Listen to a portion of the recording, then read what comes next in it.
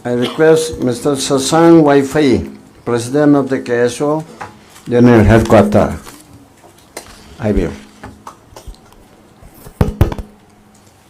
Thank you so much. If you don't mind, I will take the liberty to speak in English. That is the only way which we can communicate, because it may be my mistaken also. I'm very poor in speaking Manipuri, Meitei, as I'm mainly based in Shillong. That's why I have this shortage. That's my shortcoming also. I keep on learning Manipuri, and hopefully after 2-3 years, who knows, I'll be very fluent in speaking Manipuri also.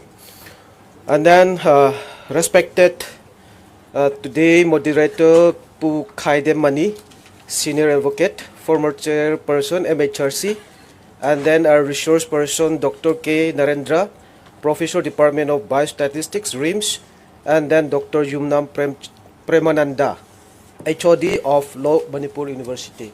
And then at the meantime, I show my gratitude to my counterpart, Disham President Pu Lamyan Ba. Because of him, I could turn up today. And then if not, I have no knowledge also. And then this type of discussions, I really want to take part also. And then this is the beginning of our building up emotional integrity. This is what I see at this current issue in Manipur. Before I come to NRC, I could see that there is a lack of emotional integrity and distrust within the peoples of Manipur. And then this is the reason why we always speak about the, dissecting or sidelining some particular section or communities. To bridge up all this type of discussion and sit together, I think this is the solution and the right part. So this, I appreciate the organizer very much, and then Disam and his team, their team. And then coming to directly to the NRC issues, I have no issue and I have no objection regarding this, because this is the constitutional right, if I'm not mistaken, given by the government of India in 1951 to identify who are illegals, who are illegal citizens staying in India. I think this is after the partitions of India and Pakistan, to identify the Pakistanis and then to give a permanent citizenship status to the Indians. So this is the NRC objective. And then the second time that NRC has been launched in India, is implemented in India, is Assam, if I'm not mistaken. And then Manipur is running for the third. And then for the Northeast, we are supposed to be the second if we are going to implement NRC. And then looking into the pros and cons of the NRC, we have seen lots of impact. I want to come into these logical conclusions, and then I want to put up some pros and cons. If we come into emotional judgment, we always saying and banging the table that we like NRC. But we never speak about the cons, the negative part of the NRC. To get a better judgment, why don't we put some part of the negativity part also? That's my point. Look, it doesn't mean that I know everything, but what my knowledge, and after analyzing some Google search and then Wikipedias and some notes we have been put up in internet, that we could find that still now NRC in Assam, we don't have a final conclusion, a final judgment from the Supreme Court, if I'm not mistaken. And then those who are being delisted, 19 lakhs, even the government of India and Assam has no idea where to put it. And then more than 30 lakhs are being, deregistered as citizens of Indians, and then more than 10 lakhs has been registered as Indian citizens again. So there's lots of loopholes is there. And then when coming into Manipur, we are multi-ethnic state. Like Laos and Filipinos and Thailands and Vietnams. We have multi-ethnicities. Within the Kukis, within the Nagas also, we have it. Within the Valley Brothers also, we have it. So, when it comes to real implementation, there will be lots of complexity will be there. First, mistaken identity will be there, if I'm not mistaken. One of our guest speakers are some monks, I think. He touched the line. So mistaken identity will be a problem within us, which I could feel it. Example, 7-year dissertation in Manipur, we have the history. So those people who are staying in the Silchar and then Kolkata and Guwahati, they don't have the citizenship status of Manipur anymore. What are we going to do with that? Whereas the cousins of those people are still here in Manipur. And then likewise, Kukis in Cabo Valley, we have it. And then we have it Nagas also. And then even Katem, which are known as Métis in Cabo Valley also. So we have it, all these sorts of cousins problems. To be frank, this is a cousin issues. The Manipur have it. And then the partition of this Manipur and India is not done by the Manipur government. It is not done by the Indian government also. So it's done by the British government. So we looking into the further assumption and our political objective that we have it. So how much impact we are going to have it? And if the impact has negatively concluded, how are we going to solve it? And then here, what I could find out is xenophobia, if I'm not mistaken. This xenophobia is the virus or the crux of the instruments or the materials that attacking us.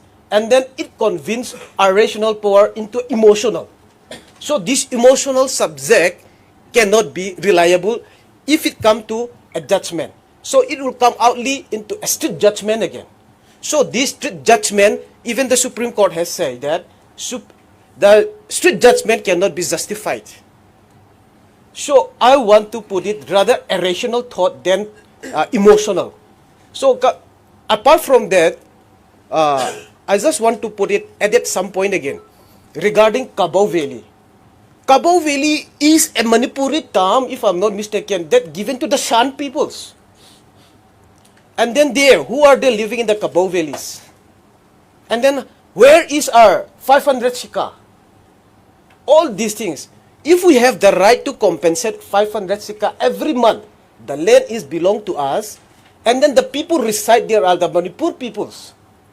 Like the Mizos, the Kukis, and then the Nagas, and then the Khethe peoples. And then this is the reason why we are having a Chandel and these Myanmar issues influxing, illegal influxing. If Manipur was, if Cabo Valley was not once upon a time belongs to Manipur, then this influx will not be happen.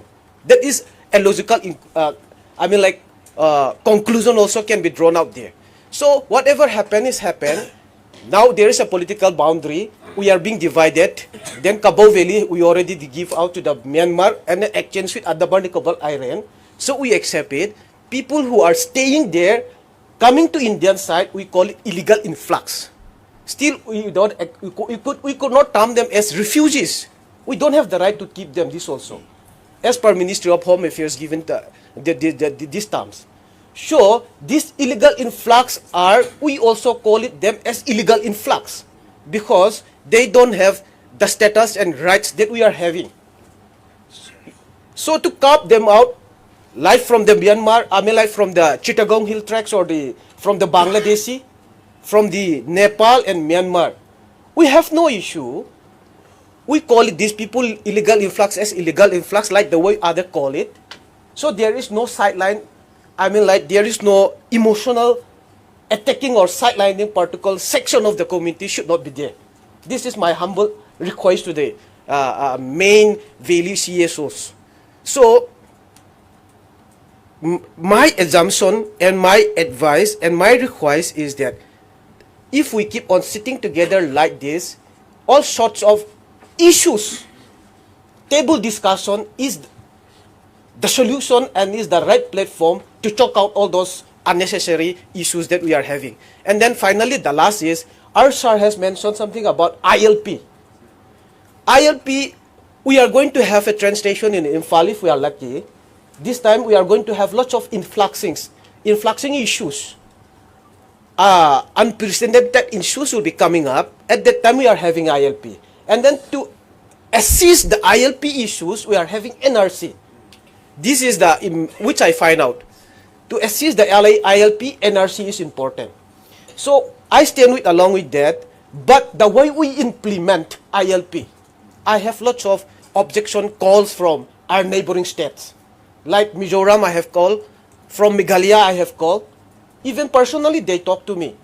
if they let us assign ILP form in the airport and or in the surface road, we are also able to do it. Those Manipuris staying in Shillong and Aijon, we can do it. That is the negative impact comments that are coming from our neighboring state.